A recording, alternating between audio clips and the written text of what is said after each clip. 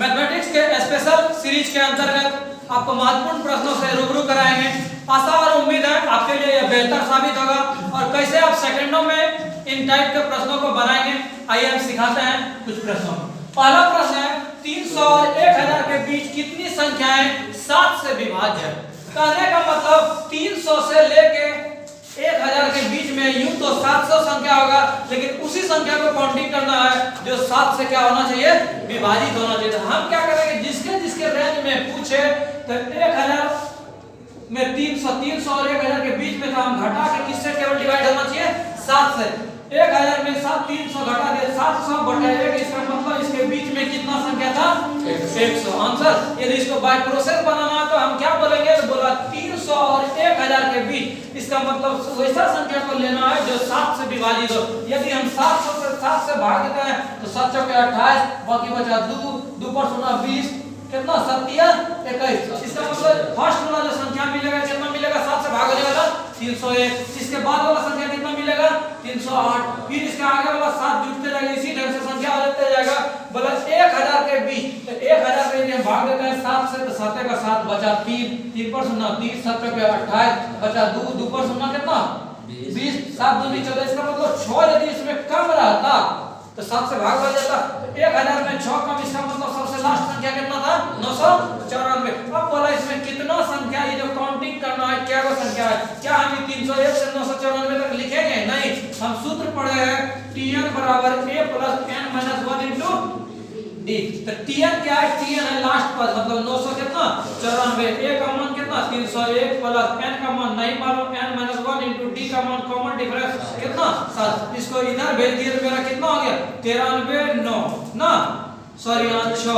उसके बाद n minus 1 into कितना 7, 7 से कटा है 7 नंबर 63, बचा 6, 6 पर 3 63, 7 नंबर 63। इसका मतलब n माइनस 1 का मान 99, तो n का मान 99 और ये कितना 100। आंसर।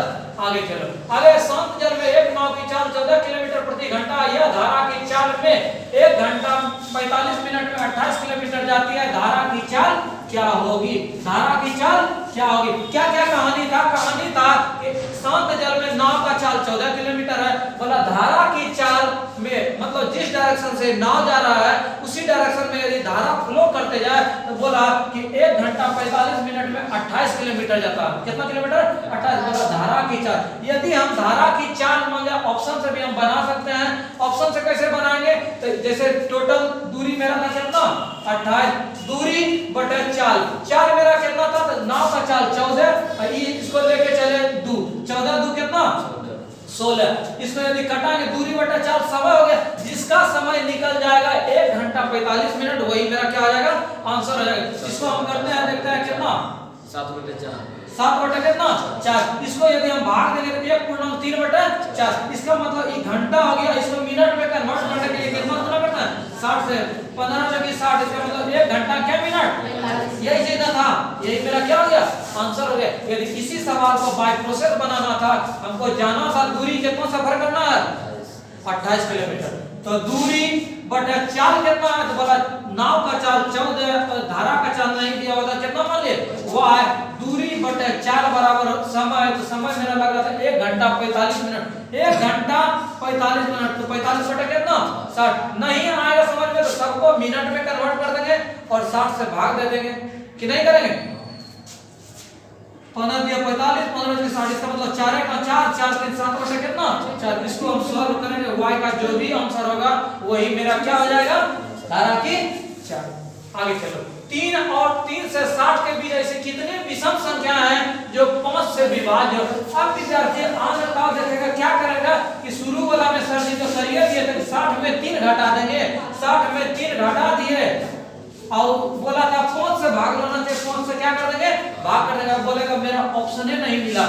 ऑप्शन कैसे मिलेगा, यहाँ फरमाइश था उसका कि केवल क्या देना है, विषम संख्या लेना है। हम देखेंगे 3 और 60 के बीच में, 3 और 60 के बीच में यदि हम घटाए तो 60 में 3 घटा कितना 57 और बटा 5, इसका मतलब पूरा पूरा कितना भाग लगा 11। तो 11 को में सम भी होगा और विषम भी होगा, तो 10 गो होता तो 5 गो सम 5 गो विषम होता। ये बंटवारा तो हो गया 5 गो विषम 5 गो सम, लेकिन 3 से जैसे जस्ट शुरू किया है 4 5 शुरू में विषम फलक मिल गया था, तो विषम फलक की संख्या बढ़ा देंगे, इसका मतलब 5 एक कितना 6।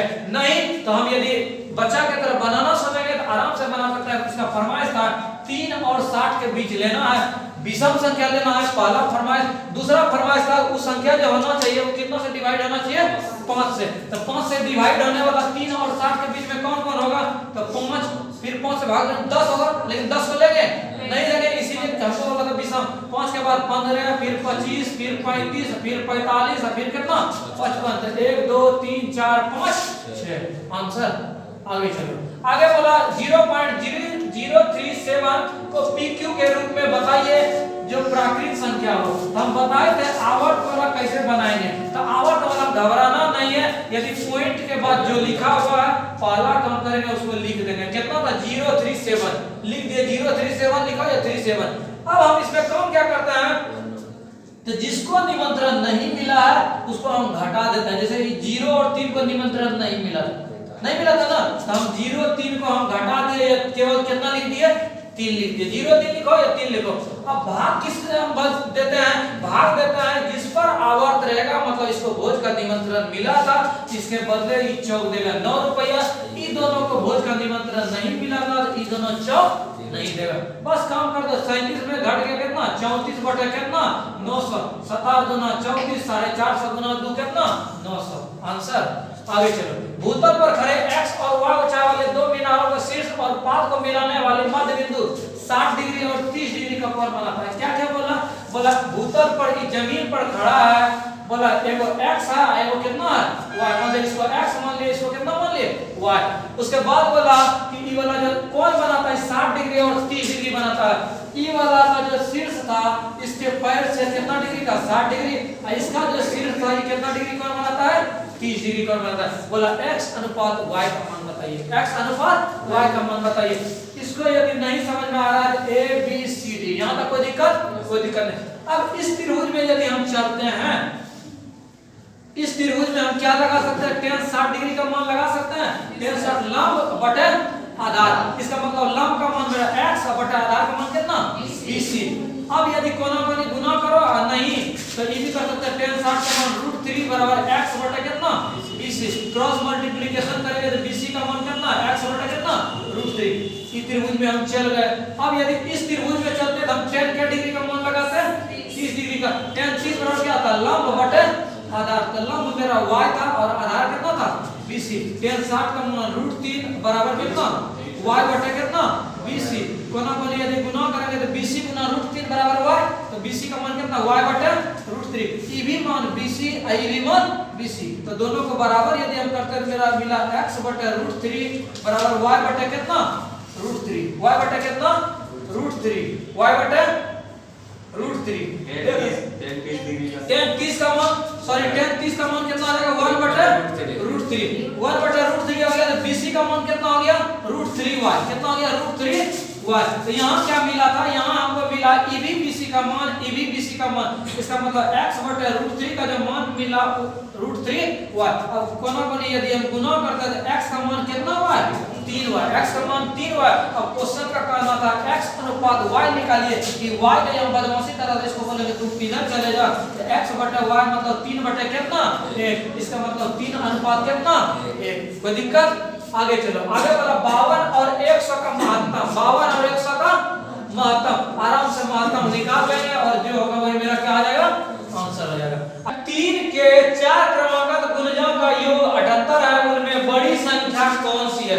क्वेश्चन जैसे बोला 3 के क्रमांकित गुणज होना चाहिए, इसका मतलब 3 का गुना 3x हो गया। दूसरा यदि गुणज अगला होगा 3 × x + 1 होगा, फिर अगला गुना 3 × x + 2 होगा, फिर अगला गुना 3 × x + कितना आएगा 3 आएगा। क्यों, इसीलिए गुणज का मतलब जैसे 3 का पहला गुना 3, फिर 6, फिर 9, फिर 12, यही मेरा गुणज हो गया। क्या क्या आ रहा था, ये 3 गुना 1 हो रहा था, फिर 3 गुना 2, 3 गुना 3, ये जो मल्टीप्लाई हो रहा था एक एक बढ़ते रह रहा था। यदि हम पहला संख्या 3x लिए, फिर अगला संख्या लेंगे 3 × x + 1। क्यों, तो बोला था 3 का प्रथम 4 को क्रमागत क्रम से होना चाहिए x + 1 x + 2 x + 3, लेकिन बोला क्या आना चाहिए, वो 3 का गुना जाना चाहिए, 3 से मल्टीप्लाई। अब क्या बोला था, इसका योग 78 है, इसका मतलब इस सब पार्ट को जोड़ देते 3 कॉमन भी ले लेते हैं, x + 1 फिर x + 2 फिर x + 3, बोला इसका जोड़ जो होगा कितना होगा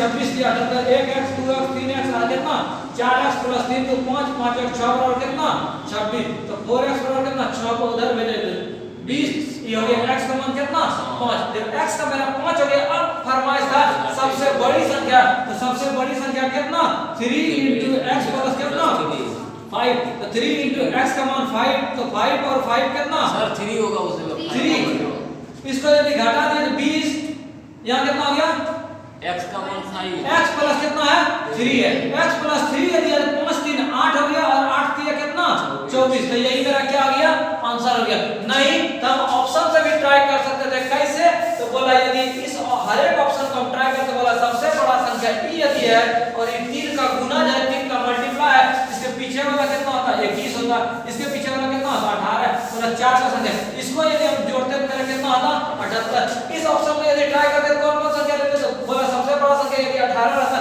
इसके कम बोला 15 लेते 12 लेते और कितना लेते 9 इसका जो जिसका जो 78 हो जाएगा वही मेरा क्या आ जाएगा आंसर हो जाएगा आगे चलो आगे बोला जावेद ने वार्षिक चक्रवृद्धि ब्याज पर 2 वर्ष के लिए 10,000 रुपया ऋण लिया 2 वर्ष बाद इतना भुगतान किया यदि उसने उस राशि को साधारण ब्याज पर ली गई होती तो कितने राशि की बचत होती तो हम क्या क्या कर सकते थे उस चीज को हम देखते हैं क्या क्या घटना था बोला यदि साधारण जो 10,000 रुपया अमाउंट लिया यदि बढ़ के 2 साल में कितना रुपया गया 12,544 रुपया इसका मतलब मिश्र धन मूलधन हम 10 साल लिए थे यदि मिश्र धन कितना गया 12,544 हम मिश्र धन पढ़े थे सूत्र मूलधन * 1 जोड़ 10/100 पर पावर कौन चीज समय क्या था समय बोला यदि ब्याज लेता चक्रवृद्धि ब्याज का स्टाइल से तो 10,000 रुपए अमाउंट 2 साल में बढ़ के कितना आता 12,544 तो चक्रवृद्धि स्टाइल से मिश्र धन का सूत्र हम पढ़े मूलधन * 1 जोड़ 10/100 पर पावर क्या समय मेरा कितना रुपया मिश्र धन था मूलधन कितना था 10,000 * 1 जोड़ 10 का मालूम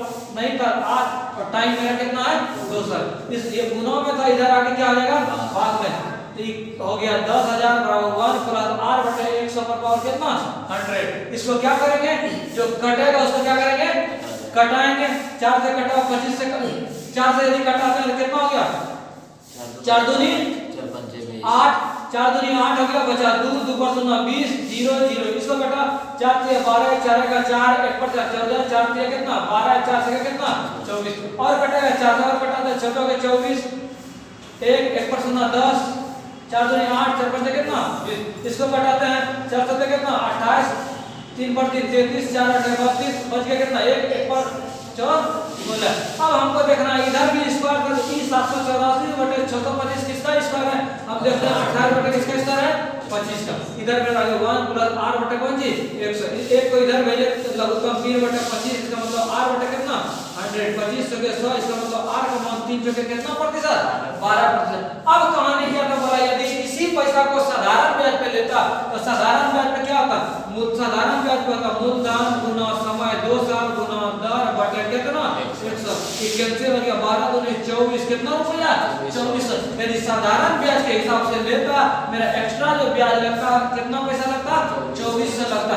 अब विद्यार्थी यदि 2400 लिख देगा तो उसका गलत हो जाएगा कैसे तो बोला तो उसे कितनी राशि की बचत होगी बचत का मतलब हो गया यदि चक्रवृद्धि ब्याज के हिसाब से लग रहा था 10,000 रुपया हम दिए थे चक्रवृद्धि ब्याज के हिसाब से 12,544 इसका मतलब उसको कितना ज्यादा देना पड़ता था 2544 इस चक्रवृद्धि ब्याज के हिसाब से अधिक पैसा देना पड़ता और साधारण ब्याज के हिसाब से कितना पैसा उसको देना पड़ा 2400। अब बोला कि बचत कितना था चक्रवृद्धि ब्याज से इतना ज्यादा साधारण ब्याज से इतना ज्यादा तो बचत क्या रुपया का 144 यही बहुपद दिया हुआ बोला शून्यांकों का योग गुणनफल के 1/4 के बराबर है।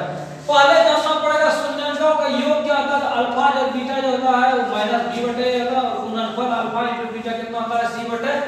अब हमको जानना पड़ेगा abc क्या होता है तो बोला x² के साथ जो मल्टीप्लाई रहेगा वो a होगा x के साथ जो मल्टीप्लाई रहेगा ये b होगा और जो एक्स्ट्रा में इसे रहेगा वो क्या हो जाएगा c हो जाएगा। जब मेरा ये डिसीजन क्लियर हो गया क्वेश्चन वाला मूलों का जो योग है बोला मूलों के गुणनफल का 1/4 मतलब यदि इसको 4 से भाग दे देता है तो दोनों क्या हो जाता है बराबर हो जाता है। अब अल्फा जो बीटा क्या था -b/a b का मान मेरा कितना था 5p - 1/a a का मान कितना 5 बराबर अल्फा * बीटा क्या था c/a c के जगह था 2p प्लस 5 बटे a का मान कितना 5 माइनस माइनस कैंसिल 5 5 कैंसिल क्या बचा 5p माइनस 2p प्लस कितना 5 और कर दिया 5 चौके कितना 20p माइनस 4 बराबर 2p प्लस कितना 5 इस p वाले को एक साइड भेजे तो 18p बराबर इसको उधर भेज दे 5 4 9 9 दूनी 18 इसका मतलब p का मान कितना 1/2 जिस ऑप्शन में है उसी को हम क्या कर देंगे आंसर कर देंगे। आगे चलो आगे √3 sin theta minus cos theta बराबर 0 तो cos q theta minus √3 sin theta का मान क्या होगा। हम आराम से बनाएंगे क्या क्या कर सकते थे उस चीज को देखो यहां दिया होता √3 sin theta minus cos theta इसका मतलब हम लिख सकते थे √3 sin थीटा बराबर कितना cos थीटा लिख सकते थे।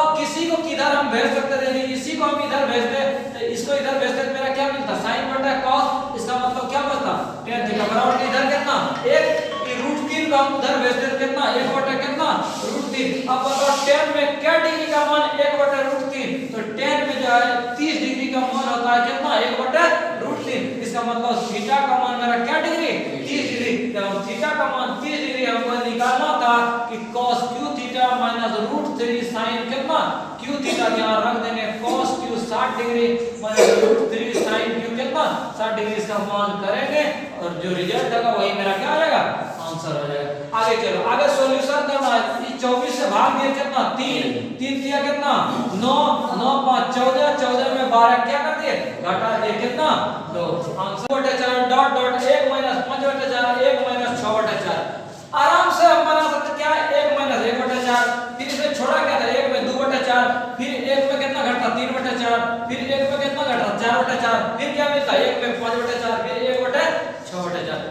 अब इसको यदि हम हल करते हैं तो थोड़ा सा दिमाग लगा इसका रिजल्ट यदि हम करते हैं 3 बटे 4 इसका रिजल्ट करते हैं 2 बटे 4 इसका रिजल्ट करते हैं 1 बटे 4 और ई वाला 4 बटे 4 कट गया 1 में 1 घटा कितना 0 इधर कुछ भी होगा सबको यदि कोई भी जीरो मिल गया गुना में तो उसका रिजल्ट कितना कर देगा 0 कर देगा। आगे चलो आगे एक बॉक्स में 6 सफेद 2 काली और 3 लाल गेंद है यादृच्छा निकाला जाता है बोला सफेद गेंद नहीं होने का प्रायिकता निकालना सफेद गेंद नहीं होने का आराम से हम बनाएंगे क्या सबसे पहले हम प्रायिकता निकाल लेते सफेद होने का सफेद का निकलने का होने का तो सफेद होने का मेरा प्रायिकता कैसे निकलेगा तो प्रायिकता में हम सूत्र जानते हैं एन बटा क्या होता है एन कहने का मतलब एन और एन से जो क्वेश्चन पूछा जाए उसका संख्या ऊपर में अगर हमको सफेद होने का निकालना है तो सफेद होने वाला गेंद क्या होता है सफेद 6 बटे टोटल कितना 6 2 8 8 3 कितना क्या ये मेरा हो गया सफेद होने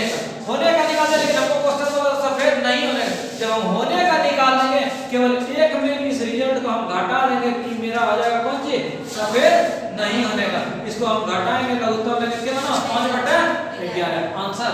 आगे चलो यदि 140 ग्राम पीतल के साथ मिलाकर पीतल और तांबे के 4:3 एक मिश्र धातु तैयार की जाती है यह मिश्र धातु बनाने में प्रयोग किया गया तांबा की मात्रा बताना है किसका मात्रा बताना है तांबा क्या क्या बोला था उस चीज को देखो बोला 140 ग्राम पीतल को इसका मतलब पीतल का मात्रा कितना है 140 ग्राम बोला तांबा के साथ मिलाकर तांबा कितना मिला ये पता नहीं बोला तांबा के साथ मिलाकर पीतल और तांबा का 4:3 से एक मिश्र धातु बनाया था इसका मतलब 140 ग्राम पीतल लिया कितना लिया तांबा इसका जानकारी नहीं था लेकिन जो अनुपात बना पीतल और तांबा का 4:3 कितना बना 3 बना।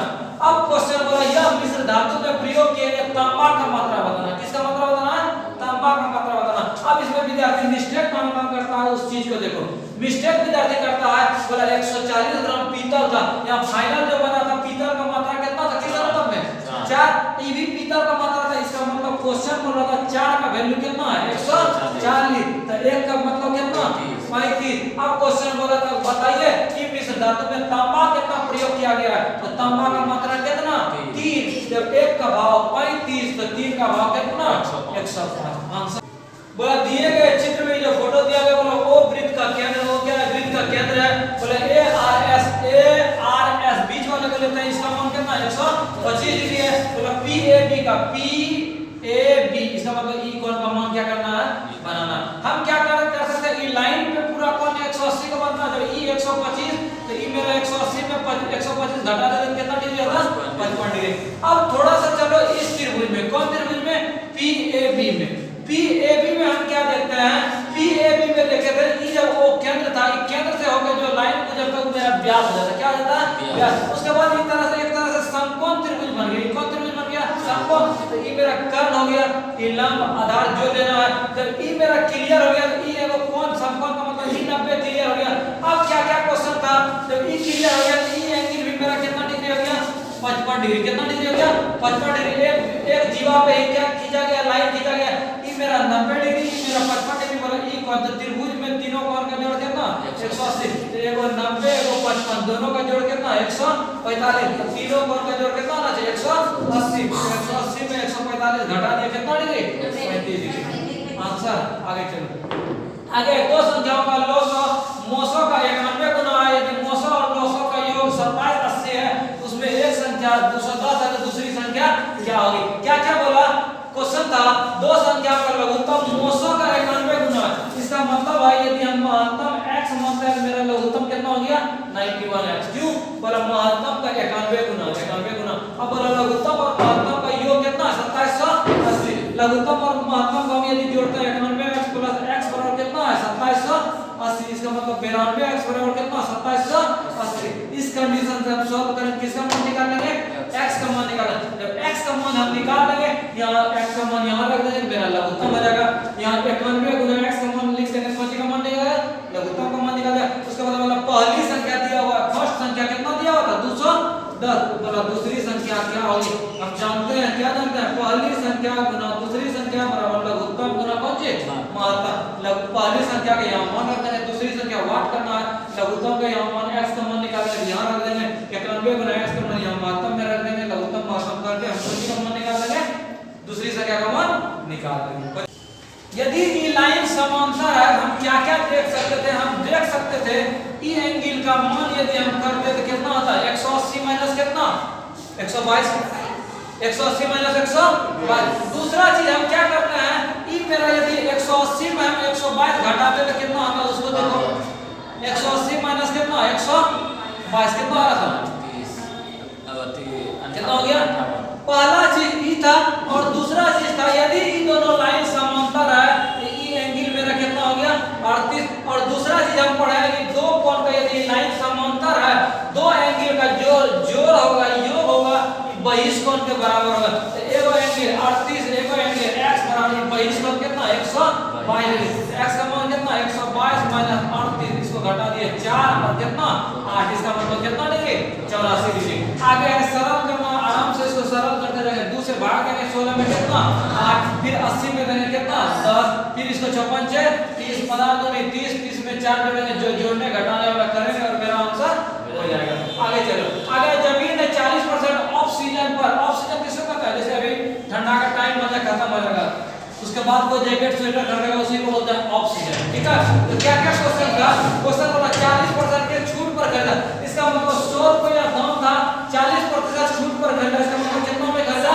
60%। अब बोला यदि उसने अंकित मूल्य पर 25% छूट देकर बेचता, इसका मतलब 100 रुपया था, बोला 25% छूट देकर बेचता। इसका मतलब क्या रुपये में बेचता?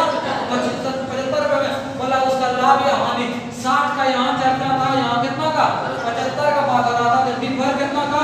15 गुना 160 में खरीदा था, 75 में बेचा, तो लाभ हो गया। तो लाभ गुना 100 बटा करेंगे तो घटा था कितना? 15 जो कि 60, इसका मतलब 25 से 100, इसका मतलब